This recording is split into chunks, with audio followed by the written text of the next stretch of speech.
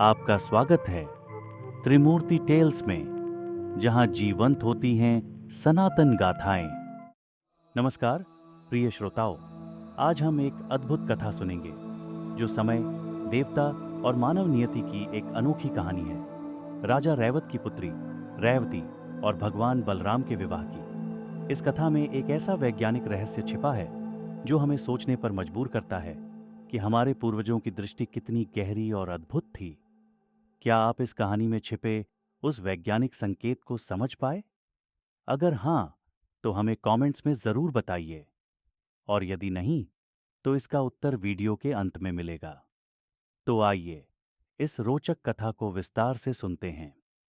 बहुत समय पहले अनार्त राज्य के राजा रैवत की एक सुंदर और गुणी पुत्री थी, जिसका नाम था रैवती। रैवती न केवल अत्यंत सुंदर थी, बल्कि उसमें सभी गुण भी मौजूद थे जो एक आदर्श रानी में होने चाहिए। राजा रैवत अपनी पुत्री के लिए एक योग्य वर की तलाश में थे। राजा रैवत को यह विश्वास था कि रैवती के लिए कोई साधारण मानव वर नहीं हो सकता, और इसलिए उन्होंने देवों के रचयिता भगवान ब्रह्मा के पास जाने का निश्चय किया। राजा रैवत अपनी पुत्री रैवती को लेकर ब्रह्मलोक पहुंचे। जब वे वहां पहुंचे, तब ब्रह्मा जी गंधर्वों का संगीत सुन रहे थे और राजा रैवत को कुछ समय तक इंतजार करना पड़ा। परंतु ब्रह्मलोक में बीता वह जरा सा समय पृथ्वी पर हजारों वर्षों के समान बीत गया था। समय की गति ब्रह्मलोक और पृथ्वी पर अलग अलग थी। जब ब्रह्मा जी ने राजा रैवत को बुलाया, तो राजा ने अपनी चिंता व्यक्त की और एक योग्य वर के लिए मार्गदर्शन मांगा। आपके पृथ्वी से यहाँ आने और प्रतीक्षा करने के बीच युग बदल गए हैं। जिन राजकुमारों को आप अपनी पुत्री के लिए योग्य समझ रहे थे, वे सभी अब इस संसार में नहीं हैं। अब द्वापर युग चल रहा है। इसके बाद ब्रह्मा जी ने राजा रैवत को सुझाव दिया कि उनकी पुत्री रैवती के लिए सबसे उपयुक्त वर भगवान श्री कृष्ण के बड़े भाई बलराम होंगे। बलराम, जो स्वयं शेषनाग के अवतार माने जाते हैं, अपनी शक्ति और धर्म पालन के लिए प्रसिद्ध थे।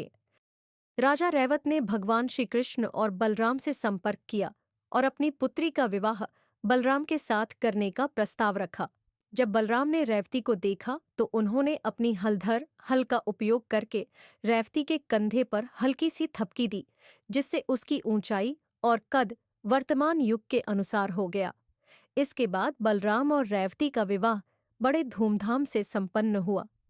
यह एक दिव्य मिलन था, जिसमें रैवती, जो समय के प्रवाह से होकर गुजरी थीं, अब स्वयं शेषनाग के अवतार बलराम की पत्नी बन गई। इस कथा से हमें यह समझने का अवसर मिलता है कि हमारे प्राचीन ऋषि और कथाकार सिर्फ कहानियां नहीं रचते थे, बल्कि उनमें जीवन और ब्रह्मांड को देखने का एक अनोखा दृष्टिकोण था। वे जानते थे कि समय और उसके अनुभव केवल एक रेखीय रास्ता नहीं है, बल्कि यह भिन्न भिन्न स्थितियों में अलग अलग रूप ले सकता है। यह केवल ईश्वर की महिमा या चमत्कार का वर्णन नहीं, बल्कि समय और अस्तित्व के जटिल पहलुओं की ओर संकेत करता है।